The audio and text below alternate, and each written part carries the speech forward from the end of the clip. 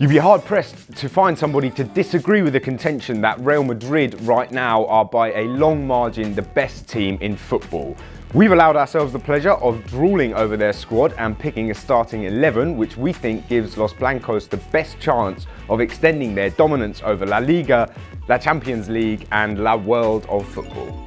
Real have only got two options in between the sticks. Quique Casilla, whose name sounds almost laughably similar to that of the legendary stopper who served in Madrid until 2015, can make the impressive boast of having twice as many Champions League titles as David Beckham. But both last year and the year before, he had to come off the bench to receive his medal after full time. In two winning Champions League campaigns, Casilla has only played 3 matches. That's because he can't usurp Keylor Navas. Navas has made the #1 spot his own since replacing Iker Casillas back in 2014 and regularly pulls off some acrobatic saves without regard for whether or not he's going to smash his head and shoulders into the posts as a cost. Zidane is reportedly still hoping to get his hands on David De Gea come the January transfer window, so Navas' day is maybe numbered, but right now at least there's no touching him. Moving further up the pitch, the Real Madrid defence that we've put together also contains few surprises.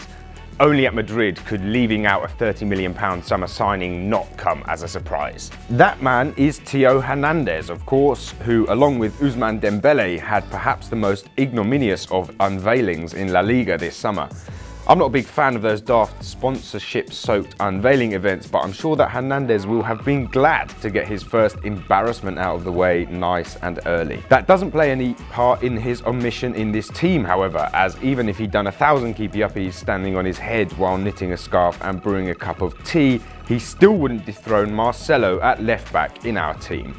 The Brazilian's 2016-17 season had him head, shoulders and afro above the world's best left-backs, and we expect another frenetically energetic campaign from Madrid's very own Samson.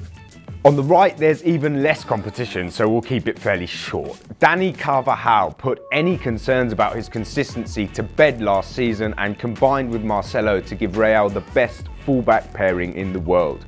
He's just signed the new contract with a release clause reportedly set at €350 million, so happily for Real, Carvajal seems to be in it for the long haul. His only competition at right back are teenage prospect Achraf Hakimi and the versatile Nacho Fernandez, but unless he's injured, we expect the 25-year-old to hold a mortgage here this season. Now to the centre of defence, where there is similarly no place for the aforementioned Nacho. Sorry mate, I'm sure you get a run out sometime. Nor is there room for 20-year-old Jesus Vallejo, despite what was a fantastic year for the Zaragoza product out on loan at Eintracht Frankfurt. That Madrid have kept him at the club this season is a positive sign that Vallejo could be one for the future, but he's a bit too green to burst into their best side just yet. Instead, rather unsurprisingly, the central defensive partnership will be made up of Rafael Varane and Sergio Ramos. Last time we talked about Madrid's two-pack at the back in July, we spoke of their poetic and productive yin and yang, cool, calm Varane and hot-headed warrior Ramos. Of course, what they have in common is that they both invade strikers' nightmares. Their partnership is defensive dynamite. There's no trouble in the rearguard for the Galacticos. So let's get to the midfield, and what a midfield it is. It's the sort of place Marcos Llorente, a Real Madrid player since the age of 13, would dream of having his own regular spot. Unfortunately, despite an impressive loan spell at Alaves last campaign, he'll have to hold tight for a little while longer. The man we have here is, of course, Casemiro. Madrid's number 14 looks like the kind of bloke to follow ballooning countryman Ronaldo's lead after he hangs up the boots. If you can hold off the gains until then, we think he'll continue to patrol the middle of the park for Madrid for a few seasons to come, having added a dangerous goal threat to his already dynamic defensive presence.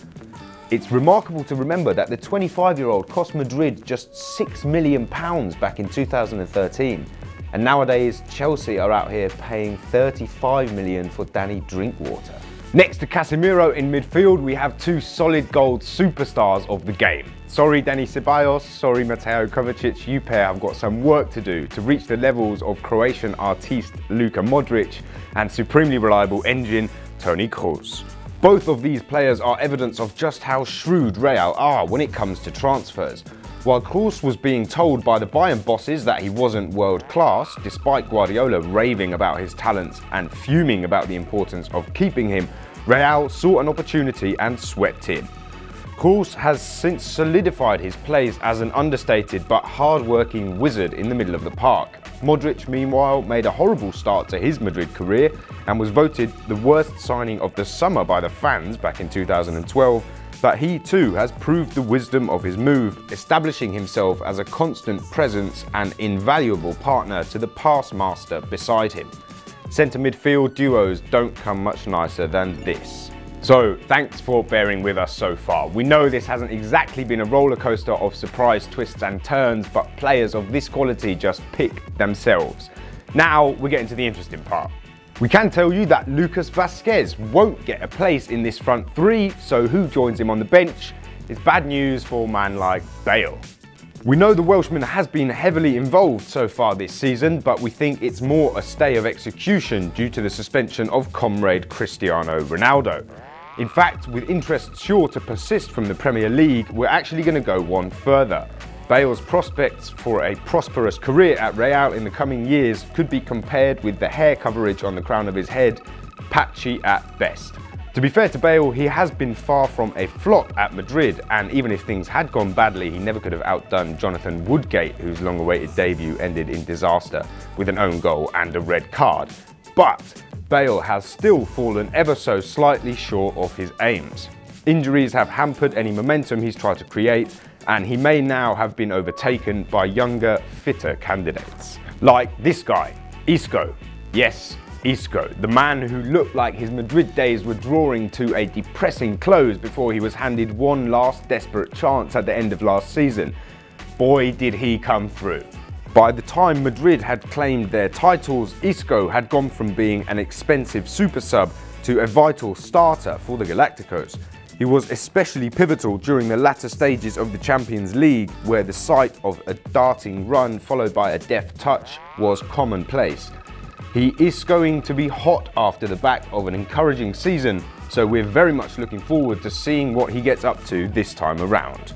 Joining him in this front three, despite his suspension at the start of the season, is Cristiano Ronaldo. Obviously.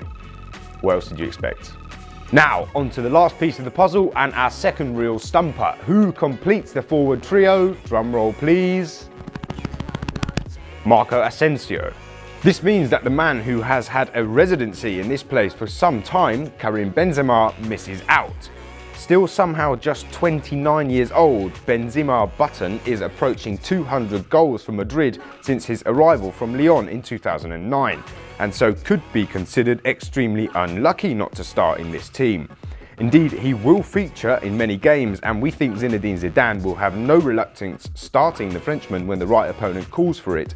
But we overlook him here because Asensio is in the ascendancy with his unplayable recent form. While Barcelona were putting their Neymar money towards Ousmane Dembele and PSG broke every rule financial fair play could throw at them to get their hands on Kylian Mbappe, the Madrid treasurer never needed to loosen the purse strings. That's because they already have their own wonder kid. Powerful, lightning fast, creative, and already known to be capable of the sensational. At 21, the left-sided attacker seems on the verge of becoming a key man for Madrid, which is why he rounds off our 11. Okay, so what do you think? Anybody we missed out? Anybody you think definitely needs to be in there? Or what about our inclusions? Do you think somebody doesn't deserve their place in that 11? Do let us know, and we'll see you next time. Come on though, 35 million. 32 million was what the UK government sent in aid to the Southern American states after after they got hit by 2 hurricanes. 35 million for Danny Drinkwater.